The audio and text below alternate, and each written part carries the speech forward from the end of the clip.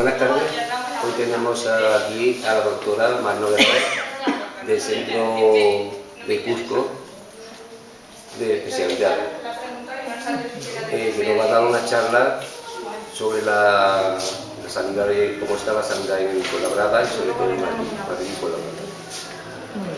Vale. Bueno, aquí. ya está presentado. Muchas gracias a la asociación por esta invitación.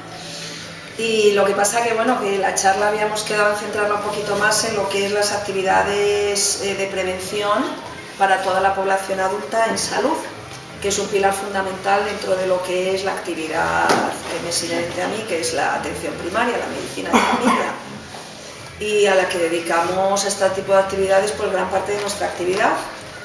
Entonces quería empezar un poquito por contar las posibilidades de prevención que existen o los diferentes tipos de prevención que podemos hacer, ¿no? o que hacemos cotidianamente, para que luego además pues en las cosas que vayamos hablando pues vayamos entendiendo qué tipo de actividades hacemos en cada una de los trastornos o enfermedades que voy a ir desarrollando.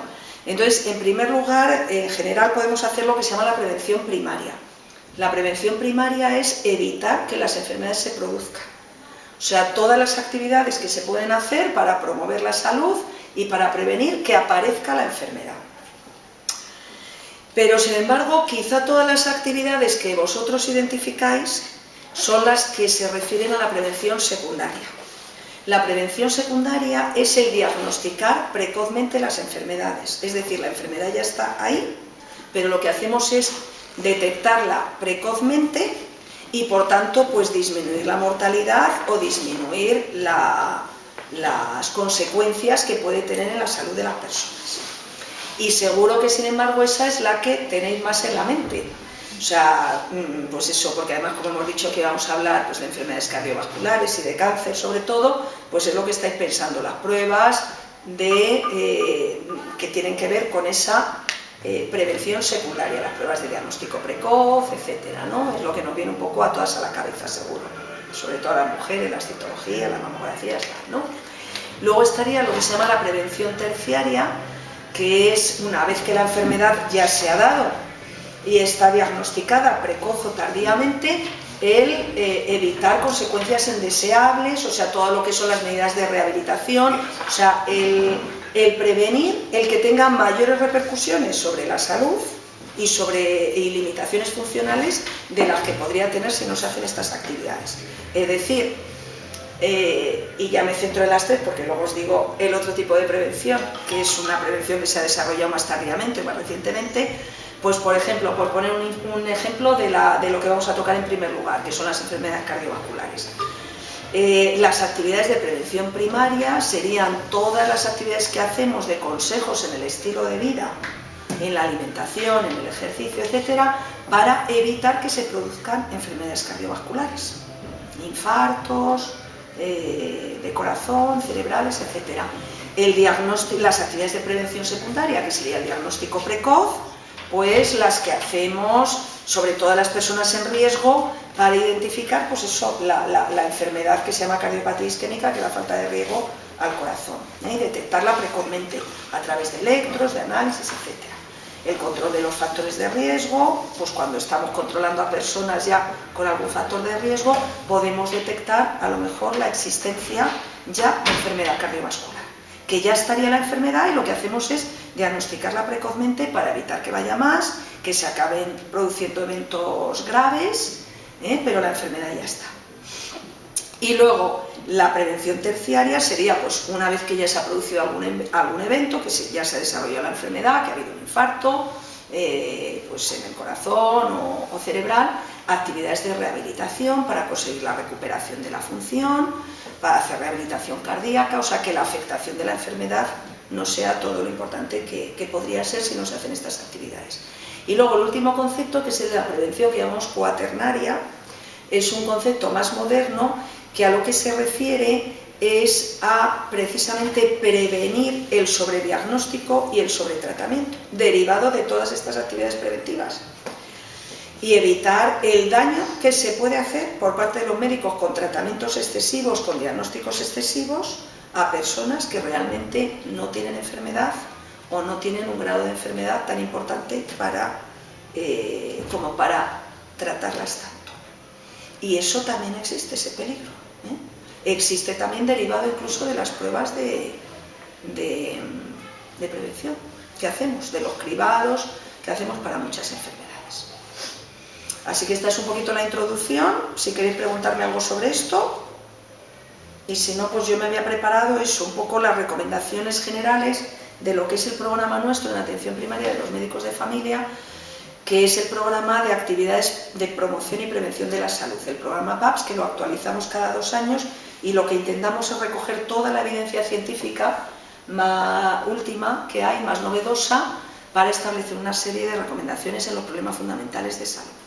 Y va a tocar pues, los aspectos del adulto en relación a la prevención de enfermedades cardiovasculares y de cáncer. Dejo todo lo que es enfermedades infecciosas, vacunas, etcétera, porque ya me parece excesivo y engorroso. Entonces, si queréis os voy contando, o si no, me preguntáis lo que más os interese, o las dudas que tengáis, como queráis. Pues yo creo que a lo mejor que desarrollar algo que fuera así y las cosas de forma general y nosotros si podemos... alguna duda sobre eso, pues ya... Sí. Bueno, pues en primer lugar, en cuanto a la prevención de enfermedades cardiovasculares, iba a tocar lo que es los 3 factores de riesgo fundamentales en cuanto a enfermedad, y luego estarían las recomendaciones en estilos de vida, en tabaquismo y en alcohol. Entonces, el primer factor de riesgo de mayor importancia epidemiológica sería la hipertensión arterial. La hipertensión arterial puede llegar a afectar en nuestro país a un 33% de la población adulta. Y bueno, pues las recomendaciones con mayor evidencia o que hay serían, en cuanto a qué elementos consiguen un descenso importante de las cifras de tensión arterial, pues la pérdida de peso, el practicar ejercicio físico y reducir el consumo de alcohol o de sal. Luego, ¿con qué prueba diagnosticamos la hipertensión arterial? Pues la prueba que diagnosticamos es el tomar la tensión en la clínica. Aunque también está recomendado la monitorización en casa, o sea, el control ambulatorio en casa, con aparatitos que se compran hasta por 20 euros, los vendían últimamente en el Alcampo, que yo se lo he recomendado a cantidad de mis pacientes, y también el poner lo que es la monitorización que ponemos a lo largo de 24 horas, los mapas que se llaman, que cada vez en más centros disponemos de ellos. Entonces, bueno, pues ¿cuándo iniciaríamos tratamiento con fármacos? Cuando la tensión arterial está por encima de 16 o de 10. Pero ya le decimos a una persona que tiene la tensión alta cuando la tiene por encima de 14 de alta o de 9 de baja, ¿vale? Siempre le vamos a recomendar el cambio en los estilos de vida, y si tuviera esas cifras tan elevadas, por encima de 16 o de 10, tratamiento farmacológico. Si pasados unos meses de intensificar esas medidas en cuanto a los estilos de vida, a reducir el consumo de sal, de alcohol, a hacer ejercicio y perder peso, se siguen manteniendo cifras por encima de 14 o de 9, podríamos empezar también tratamiento farmacológico. Y la periodicidad en la que debe de medirse, pues es cuando el médico lo considera apropiado, y medirla en las personas que ya tienen la tensión un poquito de riesgo, o sea, la que llamamos normal alta, que es por encima de 13 o por encima de 8,5, de 85. Vamos a hablar ya, porque es que yo estoy un poco harta de lo de 8,5, 13,2 o 13,5. Yo digo a todo el mundo, a ver, vamos a leer lo que pone ahí no hay comas por ningún lado. Entonces eso, en tensiones que están por encima de 130 o de 85, cada año se debería de volver a medir, y cuando están por debajo de esas cifras, lo que llamamos normal baja, cada 2 años. Pero cualquier oportunidad pues puede ser buena para medir la tensión en consulta, o pues por lo menos, desde luego, cada 2 años convendría en población adulta tomarse la tensión, ¿vale? Luego ya las personas diagnosticadas de una hipertensión, un tratamiento, pues la periodicidad de las revisiones va a ser anual, y además se recomienda un control cada 4 meses. En lo que es la consulta puede ser más intensivo si no está bien controlada, o se puede hacer eso también ambulatoria perfectamente. Bueno, pues no sé si de aquí queréis... Una preguntita, ¿es hereditario? ¿Tiene un factor genético? Genético no, pero sí hay asociación familiar. Sí hay una asociación familiar. Pero o sea, no hay que normalmente identificado- de padre o madre hipertenso hay más riesgo, Hay hay más aumento del riesgo de que haya hipertensión, pero no tiene un factor genético conocido hasta el momento. En lo que es la que llamamos hipertensión esencial, que no es secundaria a ningún otro trastorno, que eso es lo primero que tenemos también que determinar.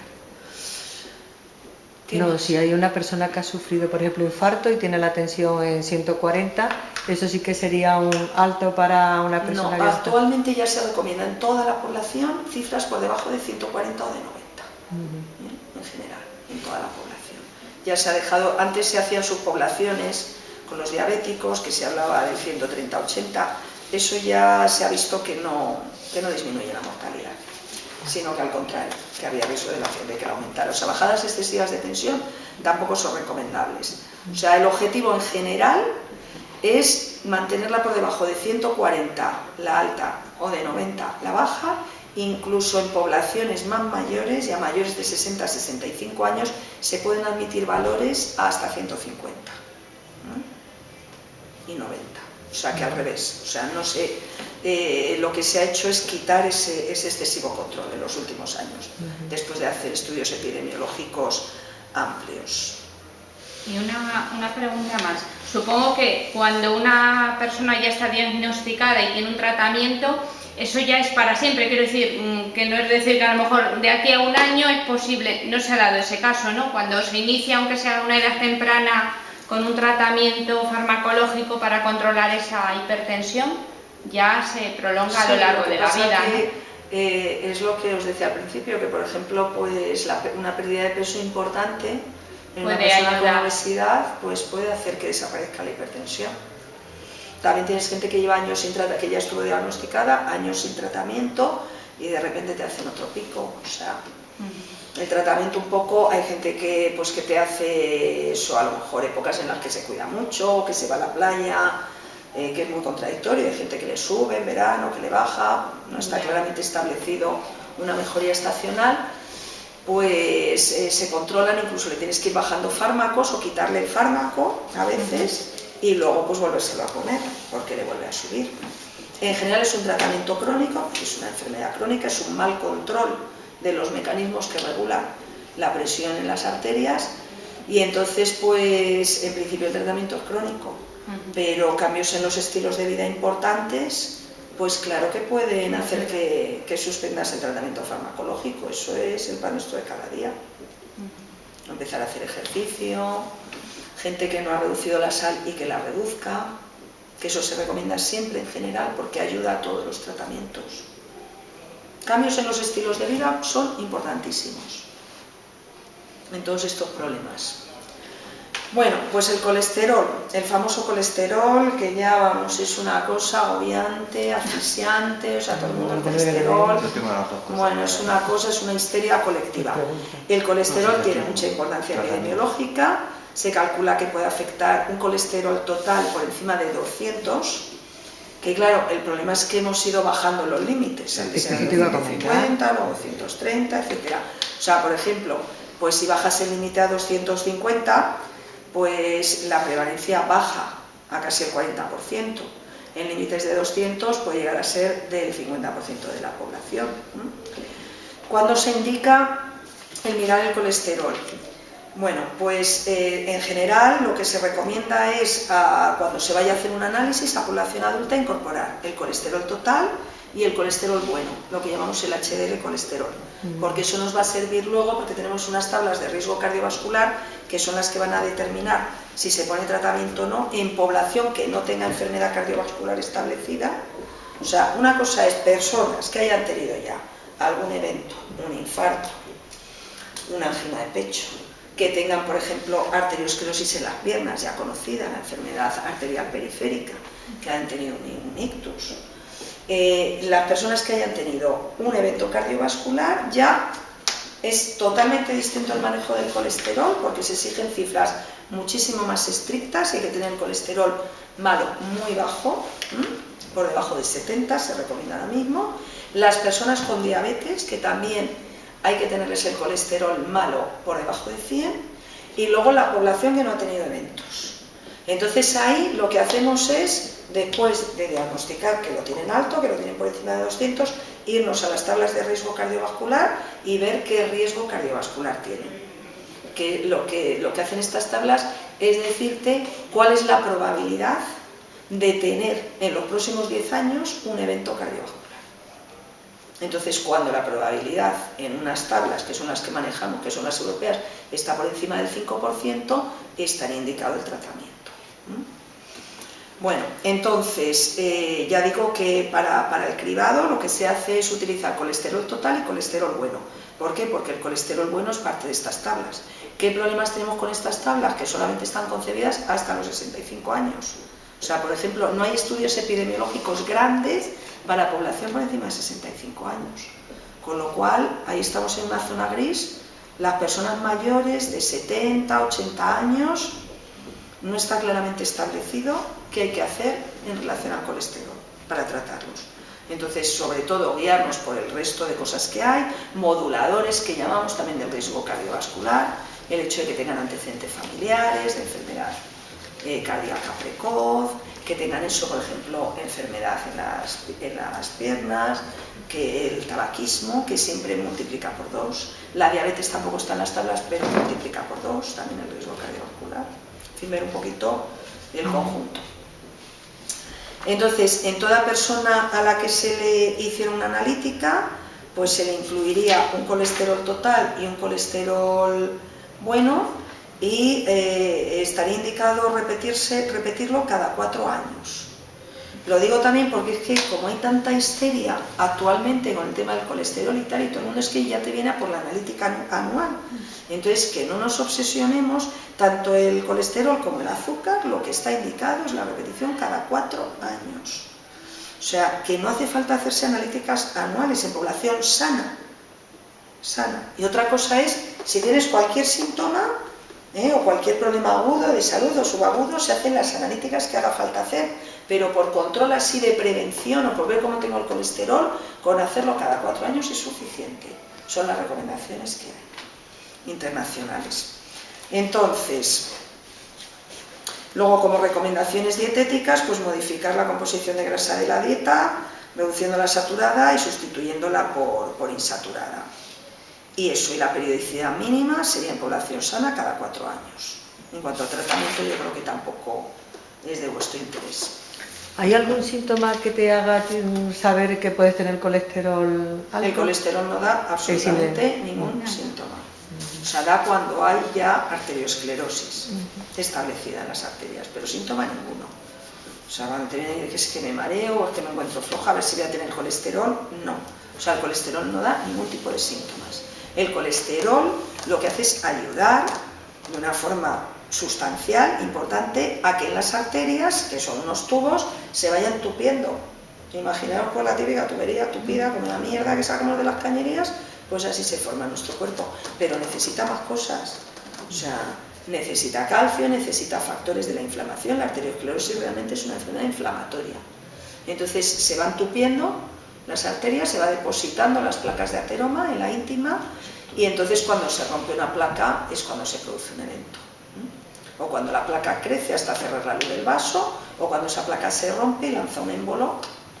Que claro, pues por ejemplo, si tenemos arteriosclerosis, pues en la aorta, que es un vaso muy grande, pues las coronarias, que son unos vasos bien chiquititos, pues claro, puede lanzarse un émbolo, o de las carótidas, de las arterias que van por aquí, hacia las arterias cerebrales, que son pequeñitas, y producir una falta aguda de riego, que es lo que son los infartos. O sea, zonas de tejido en las que en un momento dado se tapona el vaso, no deja que pase la sangre, y entonces pues las células mueren. Las células que regaban ese vaso mueren porque no les llega la sangre. Pero síntomas del colesterol por sí, ninguno. Hombre, puedes ver signos, por ejemplo, pues un arco así blanquito en lo que es el iris, alrededor del iris. Te puede dar también las bolitas estas de grasa que se forman en los párpados, o en los dedos, o sea, sí, no, pero son ya con colesteroles, pero muy elevados, porque claro, hay hipercolesterolemias familiares, hay síndromes genéticos, que en eso sí está financiado el tratamiento, por ejemplo, en los que hay una elevación importantísima del colesterol. Y entonces da signos clínicos, pues sin síntomas también, ¿eh? O sea, los síntomas son los derivados ya de lo que producen las arterias. Y entonces sí que va acorde con la hipertensión, quiero decir, también es un factor de riesgo cardiovascular. Por eso. No, quiero decir familiar, quiero decir que personas que a lo mejor... Pero la hipercolesterolemia sí que es genética, Eso los sí es síndromes genético. familiares, sí. No es asociación familiar, es genética. O sea, hipercolesterolemias poligénicas con variaciones en los genes que sí que son genéticas, genéticamente determinadas. En la hipertensión no conocemos una asociación genéticamente determinada. En el colesterol sí. ¿Vale? Pero no en todos los casos, no lo que es la hipercolesterolemia habitual, sino síndromes con colesteroles muy altos y que ya con varios miembros de la familia afectados, genéticamente determinadas. Y también hay asociación familiar no genéticamente determinada. Bueno, pues de esto, ¿qué más se os ocurre? O inquietudes en relación al colesterol. ¿Qué alimentos estarían, por ejemplo, recomendados o prohibidos? A ver, donde más grasas saturadas hay es en la bollería industrial, muchísima, todos los sebos de las carnicerías, que si veis se los llevan en camiones, los trituran y es la grasa esa que va ahí. Los helados, que utilizan mucho el aceite de palma, que son grasas saturadas. Luego pues todos los fiambres, las carnes rojas tienen más grasa, o sea, los sebos de la carne. Y eso, todos los fiambres son grasas saturadas. O sea, lo que se recomienda es sustituirlo más por grasas insaturadas. Porque grasas hay que tomar, porque están en las membranas celulares también. Entonces, sin que esté bien determinada cuál es la grasa insaturada, mejor que el resto. Pero vamos, que donde más grasas poliinsaturadas hay y las grasas más beneficiosas son los omega 3 y los omega 6. Alimentos pues como el aceite de oliva, y si es virgen extra mejor, luego los pescados azules, que también son muy ricos en omega 3, frutos secos como las nueces, etc.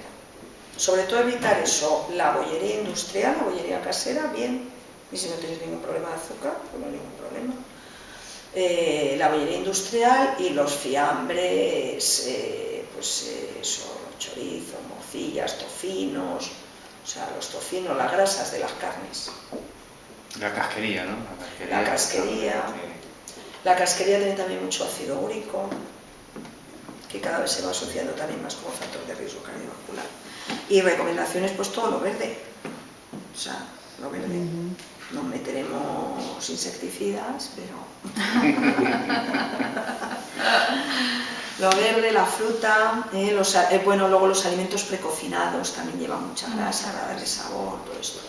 Entonces, pues cocinar de una forma sencilla, utilizando más bien los condimentos y pues cosas, pues eso, pues más naturales, pescado, preferentemente a la carne. ¿Y mejor el azul que el blanco? El azul es que es muy rico en omega 3. En omega 3. Sí. El azul grande, la única precaución es evitar tomarlo más de 2 veces a la semana en niños, sobre todo porque el problema es el mercurio. Entonces también, bueno, pues combinarlo con azul pequeñito, querones, sardinas. La parrochita. Pero el azul nada más se limita un poco cuando hay casos de gota, porque tiene más ácido úrico, pero vamos. Bueno, pues pasamos a la diabetes, que la prevalencia es menor, como del 7% de la población. La periodicidad para determinar el azúcar, la glucemia en sangre, pues también sería cada 4 años. En población sana, se puede incrementar a 2 años en personas con diabéticos en la familia, con riesgo. Hablamos de la diabetes tipo 2. La diabetes, sabéis que hay 2 tipos diferentes, básicamente. Aunque luego hay más tipos, autoinmunes y tal. Pero básicamente son la diabetes tipo 1, que la de personas jóvenes hasta 30 años, la de la infancia, la típica, la que necesita insulina, la que por una destrucción de las células, la diabetes es la falta de insulina. Entonces podemos tener mucha glucemia, que es el combustible de nuestras células, circulando por el cuerpo, pero la insulina es la que hace que se meta al interior de la célula. Entonces, como no hay insulina, pues por eso no sube tanto en sangre, pero sin embargo nuestras pobres células no tienen combustible, están hambrientas, por eso los signos y síntomas cardinales de la diabetes, se nota sensación de hambre, se pierde peso, se quiere beber mucho por la cantidad de azúcar que hay en la sangre circulando, y se orina mucho también. Entonces son esos tres, decimos la polifagia, polidipsia, poliuria, orinar mucho, beber mucho, comer, sensación de hambre, de necesitar comer y sin embargo perder peso. Y se puede notar cansancio también. Entonces eso de cara a identificarla, reconocerla. Y entonces pues esa falta de insulina puede haber sido porque tu mismo cuerpo haya destruido las células del páncreas, que es donde se fabrica la insulina, aparte de más cosas. En nuestro páncreas hay unas zonas, unas determinadas células que fabrican insulina. Y entonces pues las podemos haber destruido nosotros mismos con anticuerpos contra ellas, que sería la diabetes tipo 1, o la diabetes tipo 2, que no tiene que ver, o sea, hay y lo que predomina es una resistencia a la insulina. O sea, nuestras células resisten a la insulina. Entonces son diabetes más leves, aunque pueden debutar a lo bestia, con azúcares a lo bestia, porque claro, el curso es más, en niños jóvenes, pues el debut es más agudo, más brusco, es un cuadro que se instaura con rapidez. En la diabetes del adulto pues va más poco a poco, va subiendo el azúcar más poco a poco. A lo mejor detectaste hace 3 años o 4 pues un azúcar un poquito elevado, ¿no? Y nos han hecho más controles y esto ha ido avanzando. Por supuesto, cuando se detecta ya lo que llamamos una glucemia basal alterada, que son cifras por encima de 100, o sea, nosotros las cifras para el diagnóstico es una glucemia basal en ayunas, venosa, no aquí, sino en vena, mayor o igual de 126. Pero entre 100 y 126 es esa zona ahí gris de prediabetes, que llamamos la glucemia basal alterada o intolerancia a la glucosa, si le hemos hecho una curva de sobrecarga oral. Y entonces pues ahí ya, eso sí es una población de más riesgo, que ahí sí que habría que hacérsela anualmente. Entonces, pues eso sí que te puede debutar gente pues con cifras elevadísimas de 400, ¿no? De 600, pero normalmente es más insidioso, más ahí, se instaura más poco a poco, ¿no? Y bueno, pues eso la diagnosticamos por eso, la diagnosticamos también por otra cosa que se llama la hemoglobina glicada, que es uno de los criterios diagnósticos últimamente, y eso en población sana determinar la glucemia cada 4 años. ¿Vale? Si hay muchos casos familiares se puede bajar a 2 años y ya personas con glucemia basal alterada anual. Y bueno, pues cada vez también se ha bajado un poco más los criterios de exigencia, igual que la hipertensión. O sea, las evoluciones más recientes en los últimos años, tanto en hipertensión así como en el colesterol, al revés, cada vez, aunque ya empieza a cambiar la cosa, ya por ejemplo los americanos no dan cifras de control. Los europeos sí, esas cifras que os he dicho, pero los americanos, las asociaciones americanas ya no dan tantos objetivos de control y tan bajos, tan intensivos, porque es que al final con el colesterol lo que pasa es que tenemos empastillada la población y además con unas dosis de caballo. Entonces una cosa es la población con enfermedad cardiovascular o diabéticos, que eso probablemente no se modifique mucho, y otra cosa es la población sana, que simplemente tienen colesterol y que incluso es muy discutible el iniciar el tratamiento. Y hay que ver eso, lo que os digo, sobre todo el riesgo cardiovascular y luego otros factores que puedan modular ese riesgo. Sin embargo, en diabetes y en hipertensión se ha tendido a evitar ese control tan intensivo. O sea, antes eso, diabéticos era pues tensión 13,8 y se ha visto que el 13,8 incluso podía incrementar eventos y mortalidad. Entonces ya no se exige ese control tan intensivo, sino 14,9 como para todos los demás. Y en diabetes lo mismo. Ya no vamos a un control tan intensivo que antes era, el control lo hacemos con la hemoglobina glicada. Antes era por debajo de 7 para todo el mundo y ahora ya entre 7 y 8. O sea, sobre todo en gente que lleve muchos años de evolución de la enfermedad y en personas mayores. Entonces, bueno, luego siempre pues modificación de los estilos de vida, por supuesto, y ejercicio, dejar de fumar, eso siempre está ahí planteado. Entonces, en cuanto a diabetes, pues yo creo que así, como para población general y sana, pues nada más eso, que tampoco nos obsesionemos con el azúcar, que es lo que os digo, siempre que haya síntomas, se hacen los análisis que haga falta hacer, pero si no, cada 4 años es más que suficiente. Y es que eso es que a veces te ve venir a gente pues, de 21 años a que le hagas un análisis para chequearme. Si es que no hace falta chequearte. O sea, si estás bien, no tienes ningún síntoma, pues no hace falta ningún tipo de chequeo.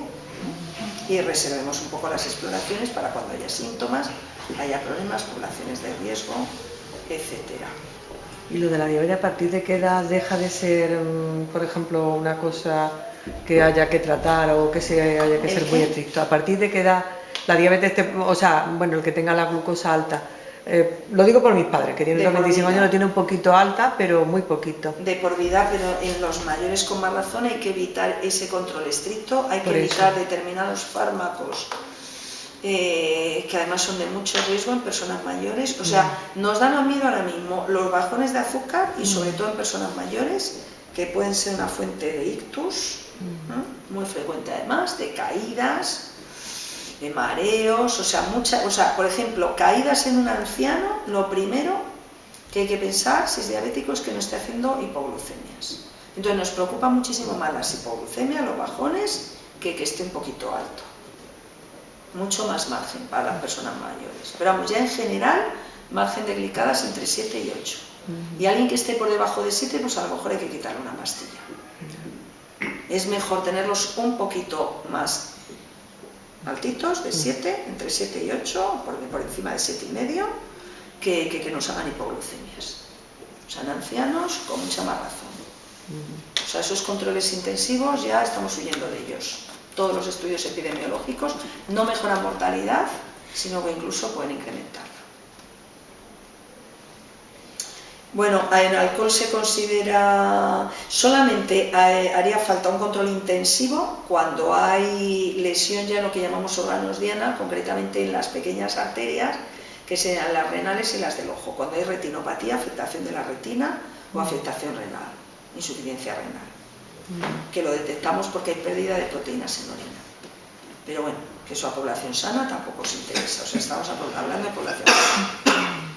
Alcohol. Pues preguntar a toda persona mayor de 14 años cada 2 años, y abandonar el preguntar, no, esto es en tabaco, a los mayores de 25 cuando nunca han fumado. Tabaco igual, o sea, preguntar en cada visita por el consumo de tabaco, y en tabaco además a partir de los 10 años. Está recomendado preguntar a partir de los 10 años. En alcohol a partir de los 14 y en tabaco a partir de los 10 años. Y eso, y si hay constancia en la historia de que no han consumido tabaco a partir de los 25 años, pues ya dejaríamos de reinterrogar. Y siempre cada 2 años, igual que el alcohol. En la actividad física, pues igual, siempre preguntar por los hábitos de actividad física y recomendar en cuanto a ejercicio un mínimo de media hora de actividad física moderada para adultos, al menos 5 días a la semana, y para jóvenes y niños 1 horita diaria. ¿Vale? En la actividad física moderada, ¿qué incluimos? Por ejemplo, andar deprisita, ¿no? Bicicleta, sí.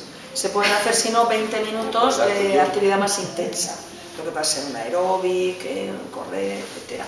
Pero 30 minutos de moderada, pues moderada es caminar, es hacer bicicleta, es hacer una gimnasia de mantenimiento, un step, pues ya puedes subir más las pulsaciones, puede ser un ejercicio más intenso, un spinning, no es lo mismo que ir paseando en bicicleta, sino que ahí tienes picos de intensidad. Natación, una actividad moderada, cualquier gimnasia, el tai chi, el pilates, que está muy de moda. Eso también se considera actividad moderada, sí.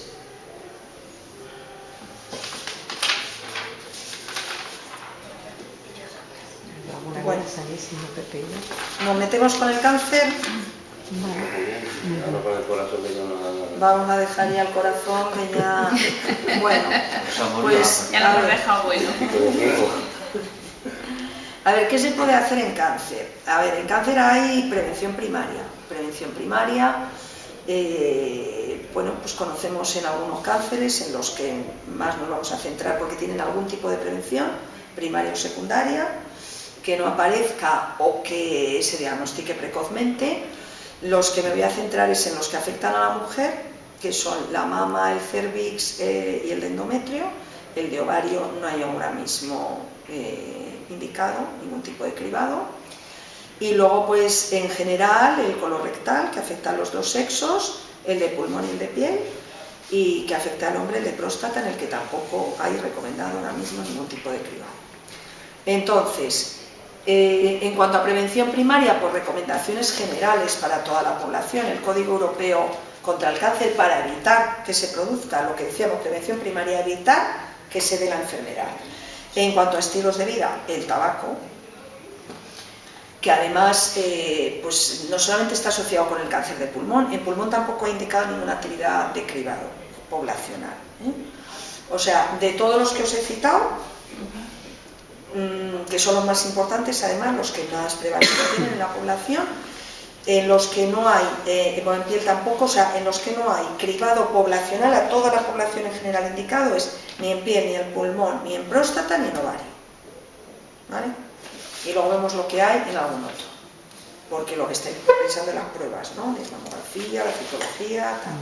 Pero, por ejemplo, el endometrio no hay prueba, pero sí está recomendado preguntarle a todas las mujeres por un sangrado después de la menopausia. Entonces, actividades de prevención primaria para evitar que llegue el cáncer, que se produzca la enfermedad. Pues en cuanto que es el Código Europeo contra el Cáncer, que está vigente desde 2003. Estilos de vida, evitar el tabaco, evitar la obesidad. La obesidad se asocia con los cánceres ginecológicos, menos con el de cervix, con todos, con el de mama, con el de endometrio y con el de ovario. Realizar actividad física de intensidad moderada, también tan asociado con el sedentarismo. Lo que hemos dicho en cuanto a la alimentación, aumentar el consumo de frutas, verduras y hortalizas variadas. El cáncer colorectal se asocia con el aumento del consumo de carnes rojas, de carnes procesadas y con la dieta pobre en frutas y en verduras. También se asocia con la obesidad, el cáncer colorectal. Luego, limitar el consumo de alimentos que contienen grasas de origen animal. Si bebe alcohol, moderar el consumo máximo de 2 consumiciones o unidades diarias, si es varón, o a 1 si es mujer, ¿no? Y luego, pues evitar la exposición excesiva al sol, que tiene que ver con el cáncer de piel, sobre todo proteger a niños y adolescentes, y la exposición a sustancias tóxicas que se relacionen con cáncer. Y bueno, pues luego, los cribados. Vamos a ir uno por uno. Vamos a ver, el cáncer de mama. El cáncer de mama es el más frecuente en las mujeres y sobre todo su incidencia aumenta a partir de los 50 años, se asocia a la edad avanzada, a la obesidad, a los estrógenos, que son unos de los tipos de hormonas que producimos las mujeres, y por eso tiene relación con la obesidad, porque la grasa parda sigue produciendo estrógenos. Entonces la obesidad, por ejemplo, pues nos protege frente a la osteoporosis, no frente a la artrosis. La artrosis, por ejemplo, de rodillas, pues sí está relacionada también con la obesidad, pero sin embargo, como la grasa sigue produciendo estrógenos, nos protege frente a la osteoporosis, pero aumenta el riesgo de cáncer de mama. Y luego, pues tiene mucho que ver también con los antecedentes familiares, porque esta sí que tiene, o sea, hay un aumento del riesgo clarísimo cuando hay mutaciones en unos determinados genes. Entonces la historia familiar es importantísima. El cáncer de mama se relaciona también con el alcoholismo y con el sedentarismo. Entonces, en cáncer de mama, ¿qué está indicado? Pues el cribado con mamografía.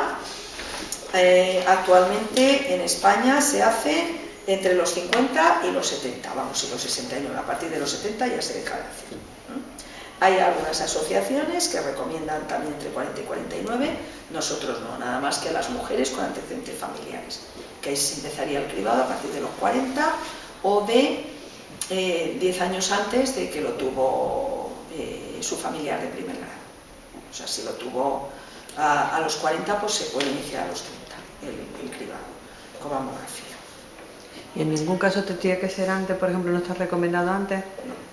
Es que justamente hoy he estado con una señora que ha tenido cáncer de mama, le han operado las 2 mamas, ahora lo tiene en la médula, sí. Y tiene la hija, puede tener 18 años, algo así. ¿Y ella qué edad tiene, la madre? La madre puede tener, es que son muy, bueno, 40 y ha debido de, y esto lo ha pasado hace 2 años. 10 años antes, claro.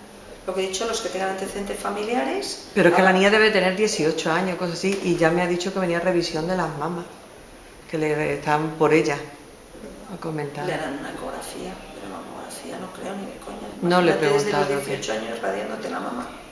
Es que me ha Acabas extrañado. haciendo el cáncer, pero de la radiación. Me ha parecido un poco, pero no he querido preguntarle. A lo porque mejor como- será con ecografía, pero no está indicado en principio. Ujú. 10 años antes se la tenía a los 42, a los 32 años empezar el cribado.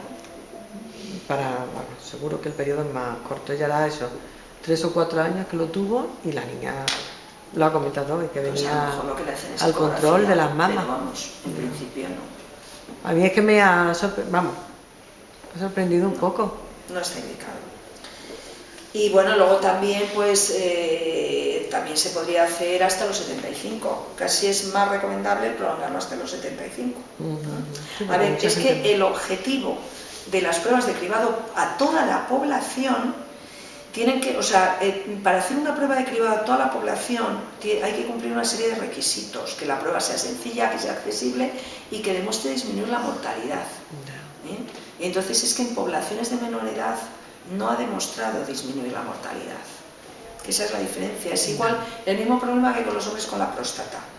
O sea, pero un poquito, en cierto sentido, como al revés. O sea, el problema es que tumores en mujeres más jóvenes son más agresivos, entonces no vas a disminuir la mortalidad porque se lo diagnostiques precozmente. O te va a ir bien o te va a ir mal. Y tiene que ver con las características del tumor. Con las moléculas que exprese, las mutaciones genéticas que tenga, más que con lo de que lo diagnostiques antes o después. En la próstata pasa al revés. Como suelen ser tumores de evolución muy lenta, no disminuye la mortalidad el que lo detectes antes o después, porque probablemente te mueras de otra cosa. Y sin embargo estás exponiendo al hombre, digo, de cara a hacerle un cribado a todos los hombres con el célebre PSA. O sea, si es que hablamos de pruebas a toda la población. Cuando hablo de cribado es pruebas para toda la población. Y una prueba para toda la población hay que medirla bien y pensarla bien. Porque es lo que os decía al principio, es que hay que hacer prevención cuaternaria también. Es que el sobrediagnóstico y el sobretratamiento también tienen muchos riesgos. Entonces, si a todos los varones les hiciéramos un PSA, estamos exponiendo a un sobrediagnóstico y un sobretratamiento a un montón de gente que a lo mejor se va a morir de otra cosa, porque ese tumor, incluso aunque sea un tumor, que a lo mejor ni siquiera un PSA elevado, es porque tenga un tumor y le estamos exponiendo una biopsia que también tiene sus riesgos, ¿no? Y cuando probablemente se muera de otra cosa, porque son tumores de evolución lentísima. O sea que lo que está demostrado con la próstata, y ya casi os lo he contado, es eso, que no disminuye la mortalidad y no se recomienda actualmente el cribado poblacional con PSA. A las mujeres en esa franja de edad sí, porque disminuye la mortalidad. Entonces, pues eso, en cuanto al cáncer de mama, con evidencia moderada de recomendación débil en contra, no debería recomendarse entre 40 y 49 años, debería recomendarse entre 50 y 69, cada 2 años. Y luego pues habría la posibilidad de recomendarla, a algunas sociedades en España no se está haciendo, pero algunas la preconizan entre 70 y 74 cuando 2 años, cada 2 años también, que hay una evidencia baja y una recomendación débil a favor. Aquí no está adoptada esa recomendación. Luego, en cuanto al cáncer del cuello del útero, pues lo que se recomienda actualmente es iniciar las citologías a los 25 años, con independencia de la edad de inicio de las relaciones sexuales, y hacerlas cada 3 años. Y actualmente ya se recomienda acabar el screening a los 65 años, a todas las mujeres. Mujeres que no hayan tenido relaciones sexuales, no, porque el cáncer del cuello del útero está relacionado con la infección por unos virus, por los herpes papogavirus. Y ahora ya la otra estrategia de prevención es la vacunación universal a todas las niñas, de momento niñas, aunque se preconiza cada vez más también a los niños, ¿no? Porque pueden dar también cáncer de piel y hay poblaciones muy expuestas. Entonces, bueno, pues, y luego esto se va a modificar de todas formas porque se está empezando a hacer ya prueba de determinación de virus. Lo que pasa es que de momento en donde se está haciendo se sigue combinando con la citología. Entonces, de momento la recomendación sigue siendo esa. Antes era a los 2 años de inicio de las relaciones, ahora ya es a los 25 años independientemente del año de inicio de las relaciones. ¿Qué pasa? Que la infección por estos virus también tiene una progresión muy lenta. Entonces también hay toda una secuencia perfectamente conocida y establecida en la que se van viendo los cambios celulares y entonces, pues bueno, pues como sabemos que es lenta, hay un tiempo en el que se puede esperar para empezar a hacerlas. Y cada 3 años. Y acabarlas a los 65. Yo siempre digo que siempre que no se cambie de pareja. Aunque la fidelidad de la pareja, nadie puede poner la mano en el fuego. O sea, son infecciones de transmisión sexual, los virus se transmiten sexualmente, entonces, bueno, pues aunque tengan la misma pareja, tu pareja puede estar infectándose con otra pareja, ¿no? Entonces las citologías hay que hacerlas. Y luego eso, pues a los 65, o mujeres que se quedan viudas o tal, que yo también digo lo mismo, a no ser que inicies una nueva relación, ¿vale? O que cambies de pareja, o que puedas tener sospecha de que tu pareja se pueda estar infectando con otra pareja. ¿Alguna duda de esto? No. Pues luego, el cáncer de útero, lo que se recomienda es preguntar a todas las mujeres, o sea, el indicarle a todas las mujeres en el momento que entren en la menopausia que cualquier sangrado vaginal lo consulten inmediatamente. De hecho, es criterio de remisión urgente. Pero no hay ninguna prueba, no se recomienda ninguna prueba, por eso las revisiones ginecológicas de ir a hacerte la ecografía no se recomiendan. Para toda la población, o sea, mujeres asintomáticas, ninguna prueba de cribado ha demostrado tener impacto en la reducción de la mortalidad por el cáncer de útero, de endometrio.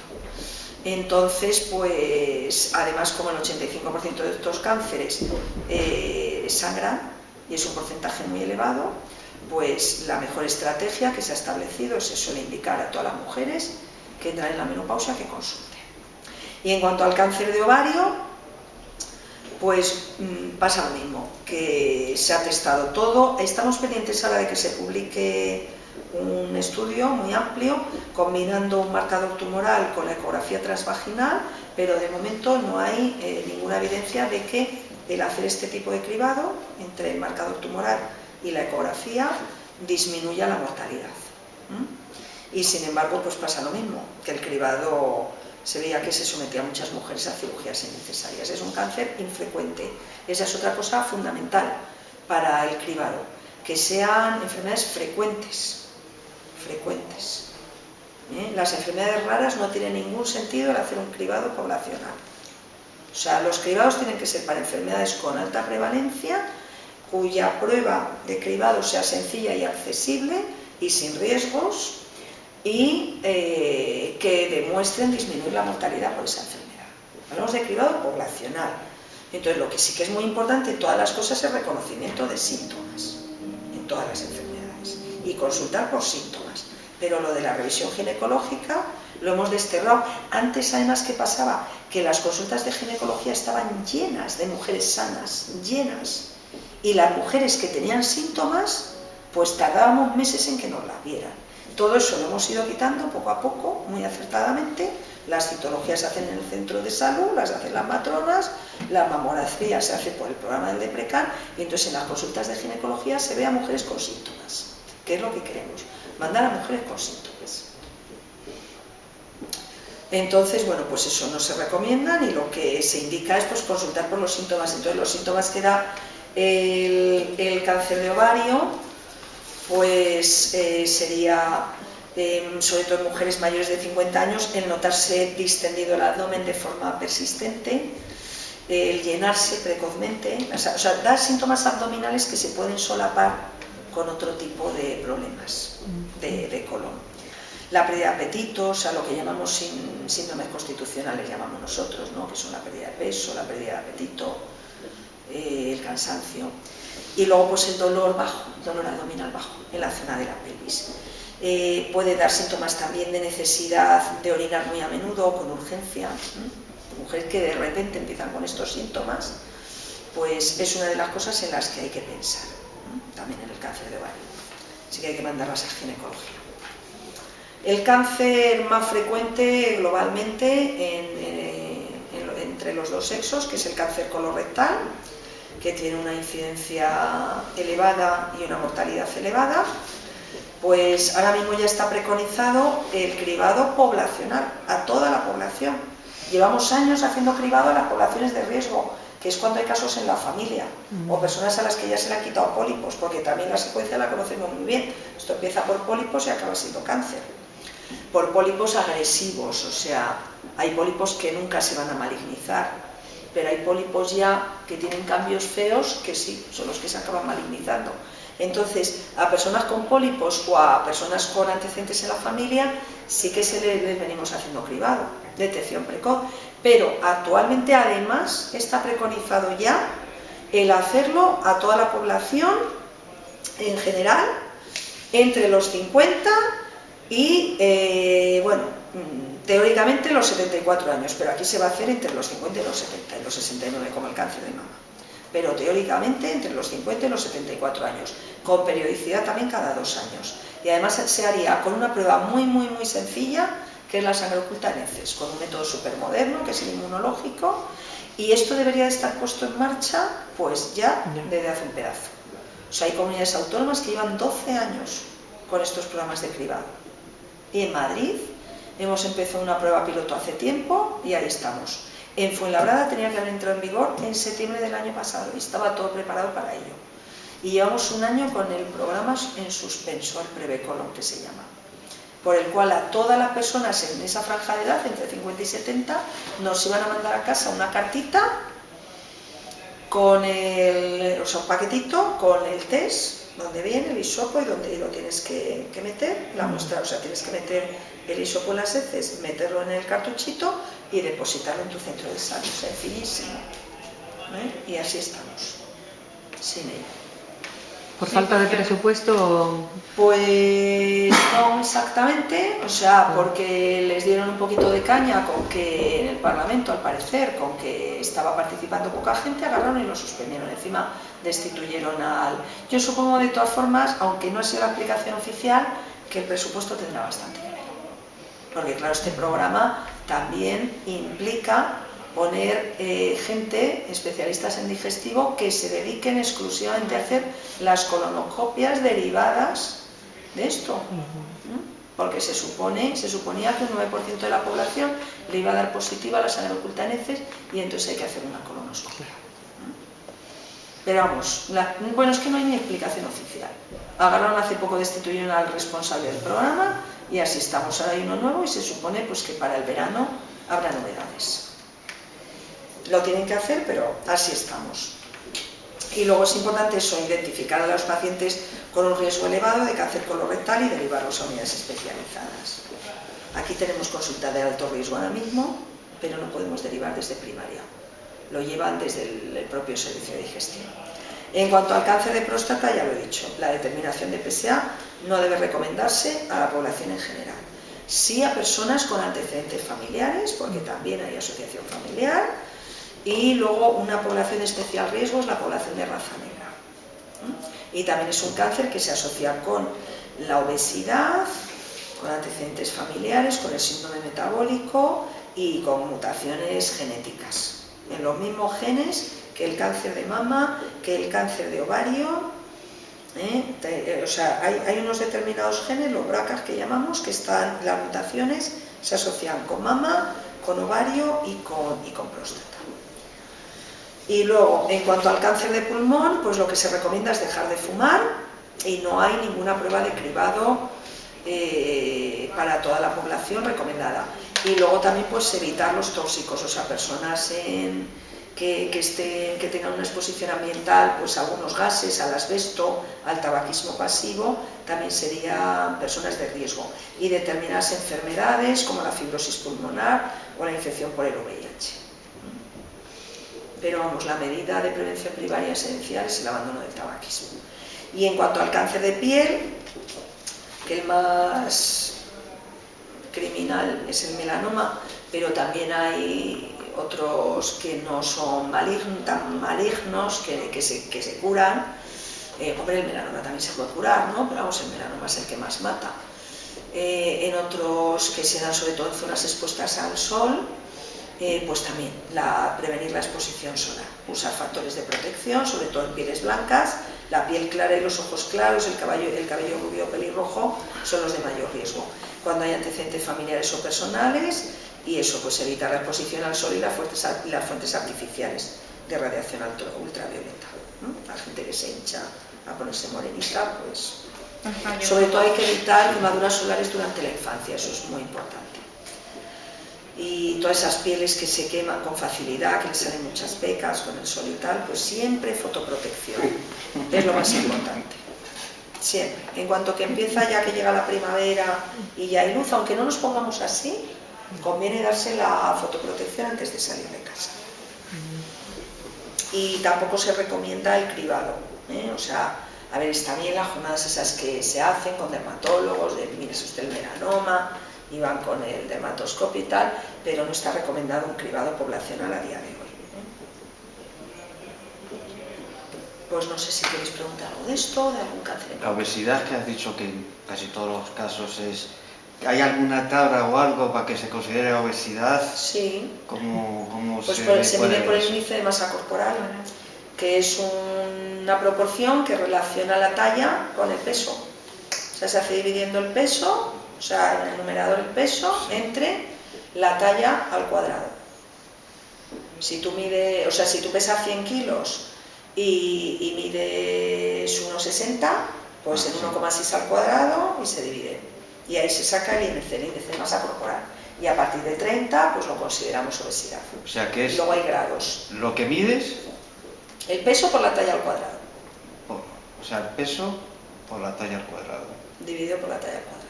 Vale. Y ahí se calcula, eso de todas formas lo metes en internet, índice de masa corporal, o como hay tablas que te lo calculan automáticamente. Y entonces, pues luego hay unos grados de obesidad, claro, pues a partir de 30 es obesidad, a partir de 25 ya es sobrepeso. Y luego, pues a partir de 40 son las obesidades mórbidas. Y sí, la obesidad es importante. Bueno, Hay muchos tumores, ¿eh? Todos, obesidad, tensión... En todos los, o sea, en los de la mujer se asocia, y en el colorectal también, en el de próstata, el síndrome metabólico, en todo se asocia. Bueno, pues no sé. Una pregunta, el cáncer de colorectal, que has dicho que se hace una prueba de sangre oculta en heces, si es evidente, quiero decir, ¿se puede confundir con que a lo mejor hay algún tipo de hemorrana o alguna fisura? Claro, el sangrado... si es limpio, es normal, ¿eso puede ser índice de... o no tiene nada que ver? A ver, una cosa es el sangrado inocente, que llamamos, el típico de la hemorroide, que es un sangrado que aparece en el papel, que no está mezclado con las heces, aunque hay gente que sangra mucho, sí, que incluso se anemiza con las hemorroides, ¿eh? Pero vamos, cuando hay un sangrado macroscópico que lo ves en las heces, otra cosa es que fuera nada más a limpiarte, eso es un abordaje completamente diferente. vale. Eso es ya lo que llamamos rectorragia, y eso tiene un abordaje diferente. Vale. Eso se manda a urgencias, o eso desde luego se come una colonoscopia. O sea, la rectorragia, a no ser que sea claramente inocente, o sea, el sangrado al limpiarte, que puede ser una fisura, puede ser hemorroides, pero que no se ve sangre en las heces, tiene un abordaje ya, eso puede ser incluso una urgencia, pues porque pues tenemos algo importante que incluso te esté comprometiendo hemodinámicamente. Y en cualquier caso se estudiaría.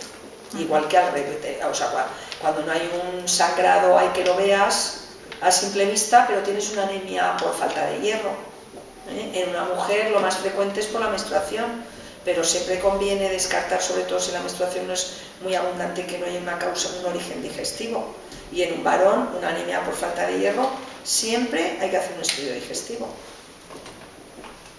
Pero vamos, ya cuando la ves depende de la situación. Si alguien te viene sangrando y pálido, tal, con la tensión baja, es que es de urgencias, es de mandar por urgencias. No, yo y en general, si sospechar malignidad.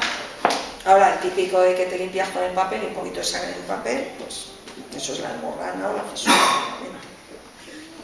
Y esta prueba lo que detecta es en las heces sangre que esté oculta, que no se vea a simple vista.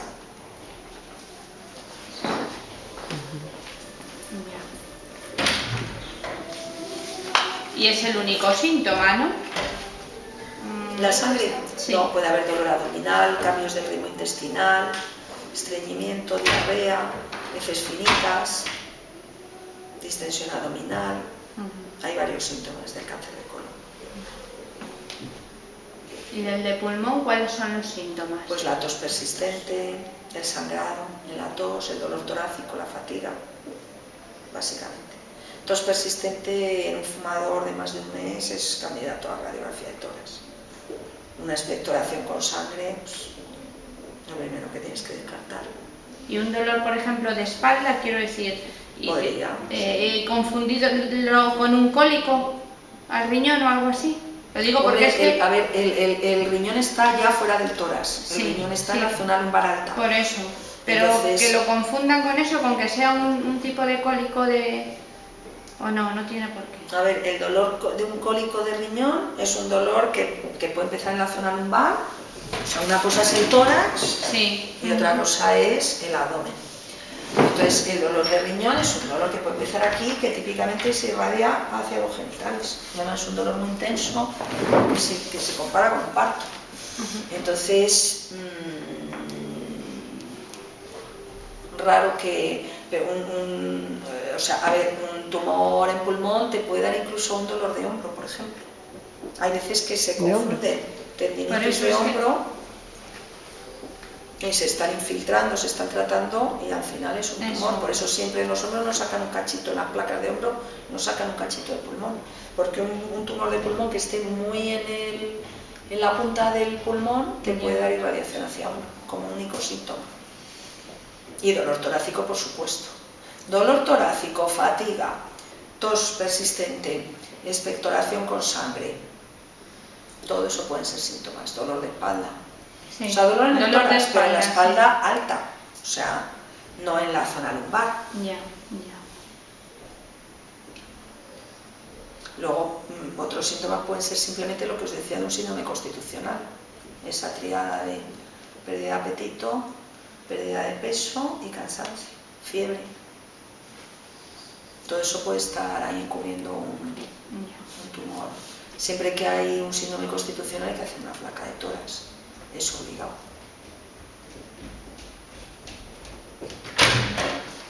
Y sobre todo cuando es un fumador.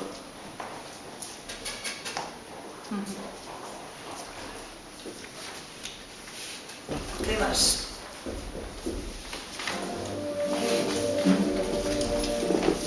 Hablando un poquito en relación, por ejemplo, como has dicho, de la menopausia o demás a los síntomas.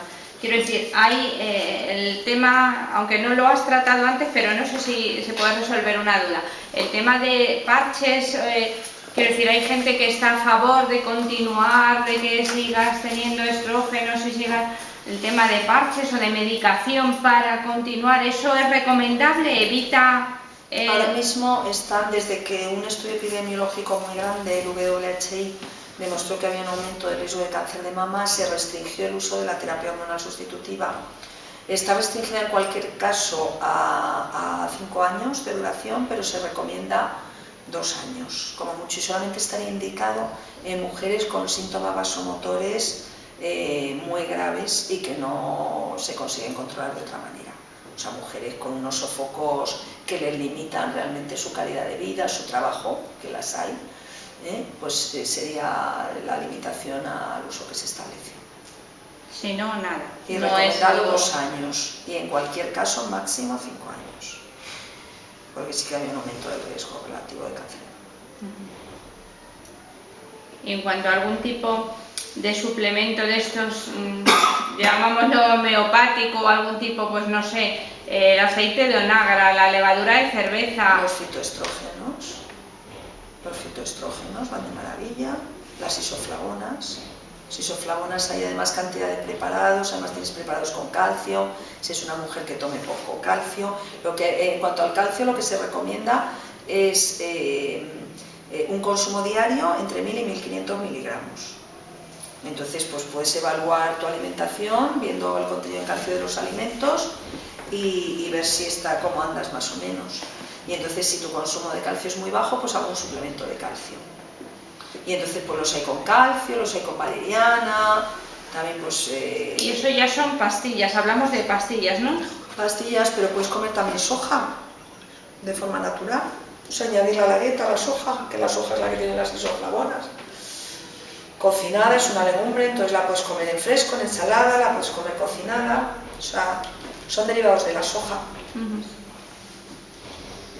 Entonces, bueno, lo que se recomienda es eso, estilos de vida saludable, el ejercicio, la dieta que hemos dicho, que además, pues eso, pues dieta sana para toda la familia, igual para la mujer que para el resto de la familia, y luego para control de los síntomas vasomotores, pues suplementos de isoflavonas. ¿Sabes qué es lo que pasa? Que todas las cosas de la mujer nos quieren tanto que están todas fuera de la financiación. O sea, Por eso, quiero decir, es que ya no sabes si es un mito o son alguien te dice, oh, pues a mí me va esto fenomenal, tal, no sabes si te encaminan hacia que compres un producto y luego realmente, no sí, sé yo, las que esté isoflavonas demostrado. Tienen estudios de evidencia, sí, sí que tienen. Pues es muy difícil porque hay muchos preparados, es que esto es como todo. Claro. Es igual que lo de los productos hay para las 30, varices. ¿cuál eliges? Claro. Lo de la varices es igual, no está financiado porque dicen que no tiene evidencia científica, pero claro, como a ellos no les duele, porque es que al final ya piensas, pues es que lo de la mujer es que nos lo han sacado todo. Los productos, los estrógenos tópicos también para la atrofia vaginal producida por la menopausia, colpotrofin, todos estos nos los han quitado todos, o sea, no hay estrógenos tópicos. Las isoflavonas no están financiadas, los menotónicos, pues las varices somos las que más tenemos tampoco, bueno, pues nada. Se ve que esto está en manos también de los hombres, ¿no? Sí. Hay algunos hombres que se ve que no lo sufren, ¿no? O que quieren hacer negocio, básicamente.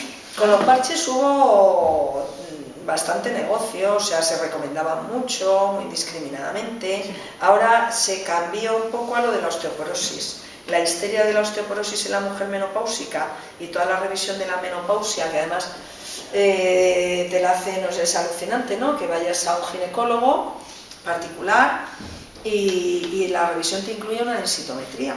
Sí. Y dice, bueno, pero esta persona, ¿por qué se mete en algo encima que no es su campo? O sea, que por sistema te venga la mujer con la densitometría hecha. La densitometría ahora mismo no está recomendada en mujeres menores de 60 años.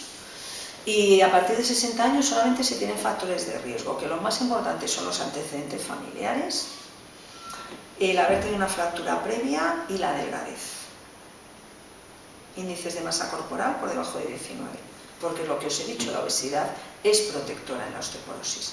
Y luego, desde luego, en cualquier caso, incluso antes o incluso con el tratamiento directamente en mujeres con enfermedades y en hombres con enfermedades osteopenizantes o con tratamientos osteopenizantes, o sea, enfermedades que puedan evitar la absorción del calcio y de la vitamina D, o tratamientos que claramente destruyen el hueso, o sea, hacen que se reabsorba el hueso. Entonces ahí es que directamente incluso no hace falta hacer densitometría, los ponemos. Yo tengo a alguien a un tratamiento prolongado con corticoides que son muy buenos para muchas cosas, pero fastidian mucho el hueso, y directamente les pongo, no necesito ni densitometría, directamente ya sé que le tengo que poner tratamiento. Pero las aberraciones que vemos a menudo de mujeres que te vienen con la densitometría, que encima sin ni siquiera estar en rango de osteoporosis, porque además no es un método diagnóstico, o sea, es un coadyuvante al diagnóstico. Entonces te vienen y ni siquiera en rango de osteoporosis, sino en rango de osteopenia, y ya vienen con el tratamiento puesto. Entonces estás condenando a una persona a tomarse durante años un tratamiento no exento de efectos secundarios, como cualquier tratamiento farmacológico, los tienen y pueden llegar a ser serios, los más habituales que son los bifosfonatos, los que se ponen, ya hay una gran alerta sobre el tema de las necrosis del maxilar, cuando se va a hacer cualquier tipo de extracción dental, siempre hay que retirarlo, además son fármacos que se acumulan, y tengo otra mujer que llevan años y años y años, y que encima agarran y a lo mejor se lo cambian. Luego los reumatólogos son también muy raros, y los de este hospital, y de momento, a tratar, a sobretratar la osteoporosis, que al final es que lo que estamos tratando es algo que no sé cómo decirlo, que es que no es una enfermedad en sí, o sea, sino la enfermedad en sí es la fractura del hueso, el que se rompa el hueso, porque pasa igual que tú preguntabas con el colesterol, ¿da síntomas? No, la osteoporosis no da síntomas. O sea, esto de, a ver cómo tengo, si tengo osteoporosis porque tengo muchos dolores de espalda, pues no, porque es que no te da dolores de espalda, te da dolores de espalda la fractura que se te produce por la debilidad, por la fragilidad del hueso, Pero es que esos bifosfonatos también te pueden hacer crear un hueso anormal. Y hay gente con tratamientos desde años. ¿eh? Luego, otro tipo de tratamientos te pueden producir trombosis venosas, o sea, que es que no están exentos de riesgo. Y si tú le cascas un tratamiento a una mujer de 54 años o de 56 años para prevenirle una hipotética fractura que a lo mejor no se produce en la vida, no se lo hubiera producido en la vida, mirad lo que estamos haciendo. O sea, así que también hace falta prevención cuaternaria y oír un poco de la iatrogenia, del daño que hacemos también los médicos con los tratamientos, del sobrediagnóstico y del sobretratamiento. Entonces, desde que se dejaron de poner los parches, pues vino la moda de la osteoporosis. Y entonces, pues eso, todas las mujeres en la menopausia, pues ala, a ver cómo tengo el hueso y tal. Entonces, factores de riesgo, que tengas antecedentes en tu familia, que hayas tenido ya alguna fractura previa. En el momento que tienes una fractura que cayéndote desde tu altura te casca la muñeca, que es una fractura asociada a osteoporosis, pues sí, tratamiento. Pero si no, el tabaquismo se asocia mucho a la osteoporosis. Hay determinadas enfermedades, lo que os he dicho, hipertiroidismo, o sea, hiperparatiroidismo, enfermedades que ya sabemos que tienen riesgo. Mujeres, por ejemplo, con tratamientos de quimioterapia, ahí hay que poner tratamiento, esos son poblaciones de riesgo. Pero no agarraría a tu mujer sana, porque ya está en la menopausia, le hago la densitometría y le casco un tratamiento para la osteoporosis. Es que yo de esas he tenido así. Sí, es que yo lo he oído muchísimo. Y es que es una aberración, porque es que condenas a una mujer a estarse 20 años tomando un fármaco, cuando a lo mejor en su vida se le hubiera roto el hueso. Y es mucho más importante, sin embargo, que haga ejercicio, que fortalezca la musculatura. El ejercicio también induce un hueso adecuado y un buen remodelado óseo. Son mujeres también de riesgo las que a lo mejor no han alcanzado un buen pico de masa ósea en su juventud, que por eso es muy importante la ingesta de calcio en la juventud. Entonces son mujeres que han tenido problemas de la mala absorción, de anorexias en la juventud. Si no alcanzas un buen pico de masa ósea, luego tu punto de partida para perder hueso es más bajo. Y el tema este comercial de los yogures estos así que hablan de la leche con calcio, eso bien, sí. Eso Si sí, tienes es recomendable. ingesta de calcio, hombre, si te tomas un litro de leche todos los días, pues no hace falta. pero claro, si te tomas un vasito al día, pues si te la tomas enriquecida con calcio, pues mira, fenomenal, suben los miligramos de calcio. Hay productos de esto de Danone que a nosotros de hecho nos visitan el Danone y nos trae un montón de estudios, se preocupa, mira, por lo menos el Danone se preocupa en investigar, en presentarnos estudios y en visitarnos, bueno. ¿Para el colesterol también? Sí, Sí. el Danacol y eso, aunque a mí me gusta más el Benecol porque son estanoles en vez de esteroles, pero bueno. Sí, esos, o sea, los estanoles y los esteroles tienen evidencia científica también en el secuestro del colesterol de la dieta. Hay que tomarlo siempre después de la comida del mediodía, porque es la comida en la que más colesterol tomamos habitualmente, entonces ahí lo que hacen es impedir que se absorba el colesterol. Se unen al colesterol, lo secuestran. ¿Yo lo tomaba por la mañana? Ya veo que no. Es mejor después de la comida, a modo de postre, que no te sustituya la fruta. La fruta se recomiendan 5 raciones de fruta al día, pero bueno, mínimo 3. Sí. Y eso, pero bueno, se puede tomar Y obligada. después de la fruta. Una pregunta que quería hacerte. ¿Qué leche es la indicada? Porque dicen que la leche que tomamos normalmente que no es como muy sana. Es mejor la leche desnatada, en general. La desnatada, Mejor que la ¿no? semi. A partir de los 6 años, leche desnatada. A los niños leche normal, leche entera y luego leche desnatada.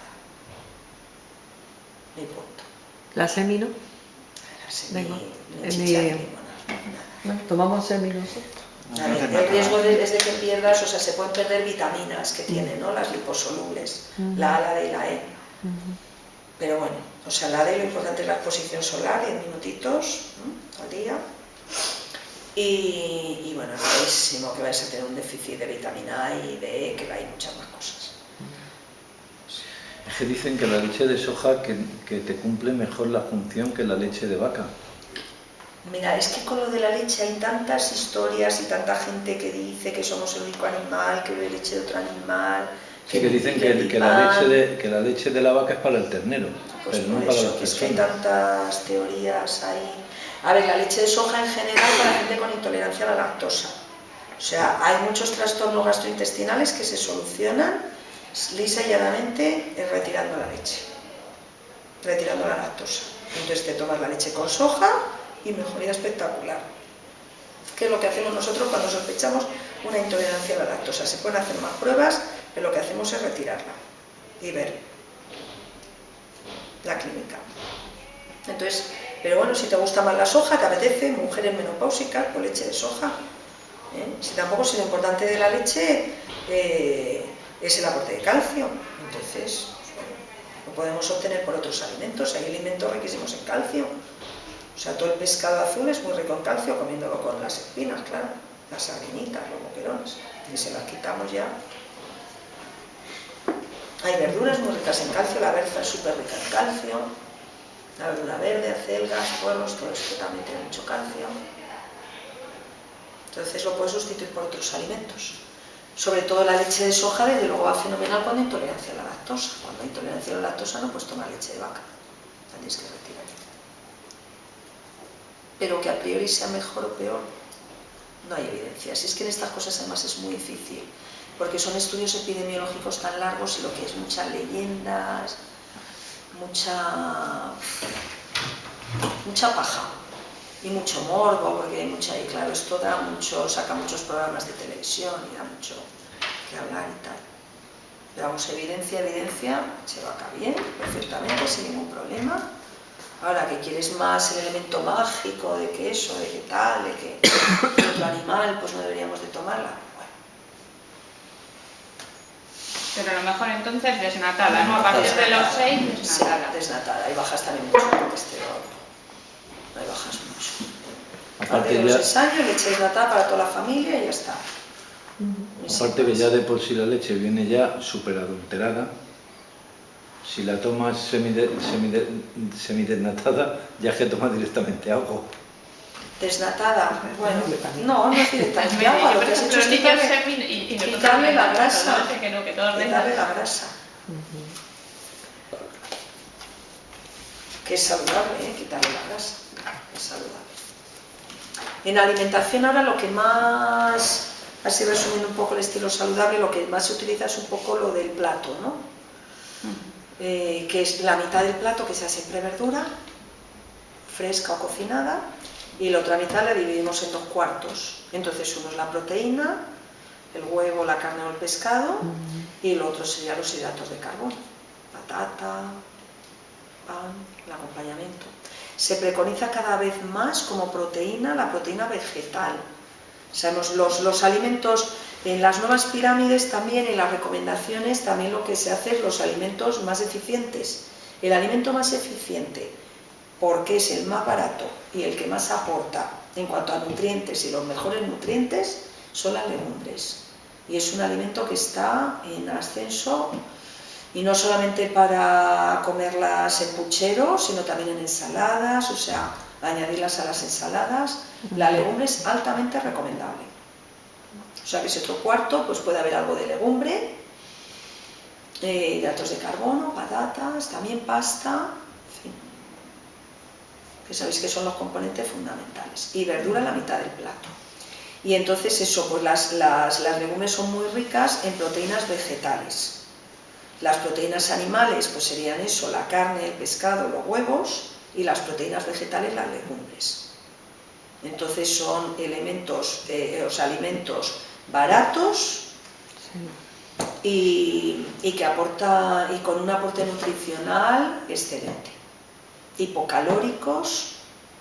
Claro, otra cosa es que te hagas la fabada con todo el compango, ¿no? Ahí ya, claro, el problema es la legumbre, ¿no? Pero bueno, quizá la fabada es la que se puede hacer con almejas, ¿no? Pero es que la fabada necesita el cerdo. Sí. O sea, la faba va con su cerdito, vamos, ahí inevitablemente unidas, ¿no? Que con almejas están riquísimas, pero luego pues todo lo demás no tienes por qué utilizar grasa para nada. Las lentejas no tienes por qué echarle nada de proteína animal. O sea, lo puedes hacer con verdura y no echarle pimentón, tal, y no echarle absolutamente nada de proteína animal. Las puedes también tener guisadas y añadírtelas a la ensalada. o rehogarlas, o sea que un sofrito con pimentón, con aceite, y luego pues los garbanzos exactamente igual, o las judías pintas con arroz, los garbanzos pues se les puede echar pollo, se les puede echar jamón, se les puede echar carne magra, no hay por qué echarles ni tocino, ni panceta, ni historias de estas, ni chorizo, ni morcilla, ni nada de esto. Entonces haces una fabadita una vez al año, que no hace daño, que está riquísima, o tomarla cuando se vaya por Asturias y tal, y lo demás pues guisarlo de una forma saludable. Y es el alimento que está más en boga y que se recomienda, y para todos los países también pobres, o sea, la legumbre es la que más aporte tiene. Porque el arroz solamente te aporta hidratos de carbono. El arroz es muy bueno como alimento hipocalórico, porque tiene además el índice glucémico bajo, pero no te aporta nada más, no te aporta proteínas. Entonces es hidrato de carbono. A ver, las proteínas de todas formas, cuanto más mayores nos hacemos, menos las necesitamos.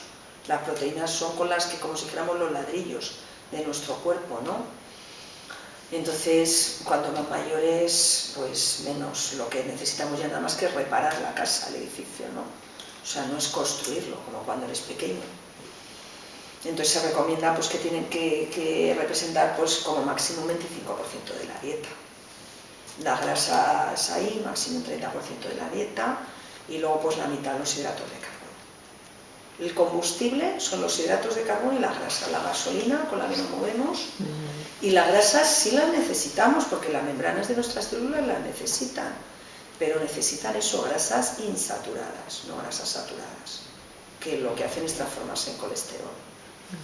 Yo te quería preguntar una cosa, porque yo me acuerdo cuando pues tenía 10, 11 años, teníamos otro tipo de bocadillos de alimentos, y ahora ves que todos los niños son los bollos, llenos, son obesos, tienen tensión, ¿Cómo está contemplado eso, claro, porque cada de vez llegar a tenemos menos concienciar tiempo, a la cada gente? vez- Claro, es cada más vez fácil hay más darle alimentos dinero de y que vaya y compre un Claro, si es que pollo que prepare simplemente un si tú bocadillo de piensas, jamón. claro, si tú piensas en tu infancia, en los productos alimenticios que podía haber, preparados, compáralo con lo que hay ahora mismo. Antes eran las galletas Chiquilín, ¿no? Y las María y Chiquilín. Yo no recuerdo si había alguna más. No había más. María y Chiquilín. Tú piensas en las galletas que tienes ahora mismo. Los cereales antes no los conocíamos cuando éramos pequeños. Si conocías a algún americano lo veías comiendo y decías, ¿esto qué es? ¿No? Y mira la gama de cereales que tienes ahora mismo. Antes era la tostada con aceite, miel, vamos. Y ya está, claro. Y yo lo del azúcar porque me gusta mucho, ¿no? Chocolate, pues un chocolate. Sí. O tal, ¿no? Eso sí que comíamos bocadillos. Sí, pan con chocolate. Con chocolate, sí. Y ahora pues piensa los miles de chocolates que tienes. O sea, es de cada cosa una variedad que te vas a un Carrefour o al campo, claro. A ver, de las cosas más importantes en alimentación hay dos cosas fundamentales en alimentación. La más importante según la OMS es hacer la dieta, hacer el menú semanal. O sea, prepararte cada semana el menú. Porque ahí puedes distribuir, puedes ver eso, cuántos días voy a comer pescado, cuántos días voy a comer carne, con los huevos ahora mismo no hay restricciones, ¿eh? Por ejemplo, el mito del colesterol de los huevos pasó a la historia, ya sabemos que no, desde hace mucho. Y no se limitan los huevos, hombre, otra cosa es que claro, no te vas a pasar el día comiendo huevos, porque entre otras cosas no comes nada más entonces. Pero vamos, no hay limitación a los huevos, es un alimento saludable. Entonces, pero ahí puedes planificar, porque sí, además sí que hay que dar variedad a la dieta, comer de todos los alimentos, te planificas cuántos días comer verdura, legumbres. Verdura de todas formas se aconseja comer todos los días y 2 raciones de verdura. Y lo que os he dicho, que representen la mitad del plato.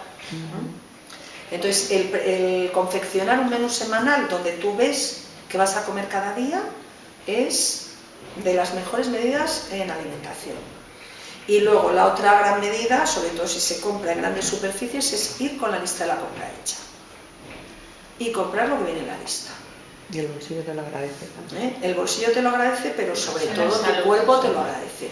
Porque si no, esto de me meto con el carrito a Carrefour y empiezas a ver, y meto. Entonces es mejor ceñirse, o eso, pensar menús, mirar a ver qué comidas quieres hacer, que sean variadas, que sean apetecibles, que cambies de cosas y en función de eso hacer la lista de la compra.